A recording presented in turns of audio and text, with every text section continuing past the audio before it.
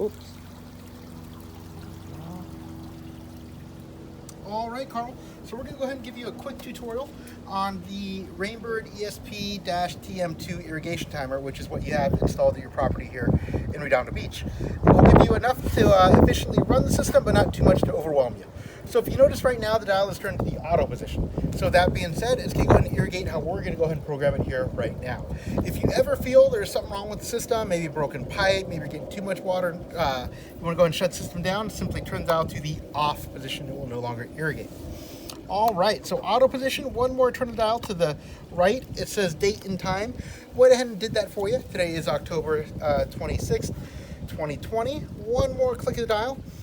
If you know start times. Now, keep in mind the clock does have a capability for up to 3 different programs indicated by letters A, B, and C. For our purposes here, we simply need a program A. If we lived, 10 acres, we'd utilize all those programs. However, we only need one program A. So if you notice it says first and then blinking 5 a.m. So we do have a single start time. The clock does have a capability for up to 4 different start times, which we would need if we lived in Las Vegas. Right. We just maybe planted sod. We need to irrigate several times a day. For our purposes, a single start time will do it. Great. So 5 a.m., if you notice, is the time there. Is that a good start time for you, Carl? Sure. Does it get like water pressure? You don't lose any water pressure if you're in the shower? Okay. No. If you ever want to adjust that, you'd simply up and down to subtract or to increase it. Okay, one more click of the dial takes us to run times. If you notice, you have a station 1 blinking for 4 minutes. Now you may be wondering, well, what is station 1?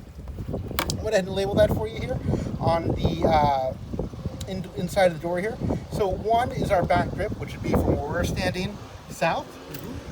Zone 2 is our east side, which would be this east side of the front door and that little interior. And zone 3, that's our front drip. So that's everything front yard. Pretty self-explanatory there. So again, to adjust the value, right now we have a runtime of 4 minutes.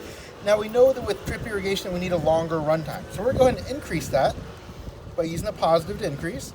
And we could easily do 25 minutes, maybe 30 back here. It is sandy soil. Okay. And now I'm going to go ahead and go to valve 2. I use a directional arrow. Now we're referring to valve 2, which is the east side. Now that side does get a lot of shade, so probably about 20 minutes would do it. And it could be that you come out here after a day or two and you're like, you know what, Louie, that's just too much water, and then you would then make that adjustment to bring it down. So one more click of the directional arrow will take us to station 3. Now that's our front drip. It does get a fair amount of sun out there. So we will go ahead and increase that to 35.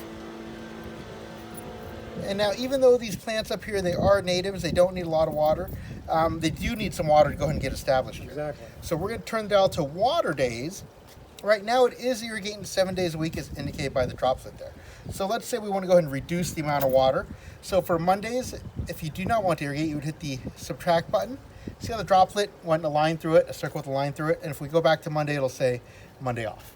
So for these purposes, we'll go ahead and irrigate probably 5 days a week, and we'll talk with Mike, see how he feels about that. I think 5 days is fine because it was 59 degrees today, first time in the 50s. Wow, okay. Yeah.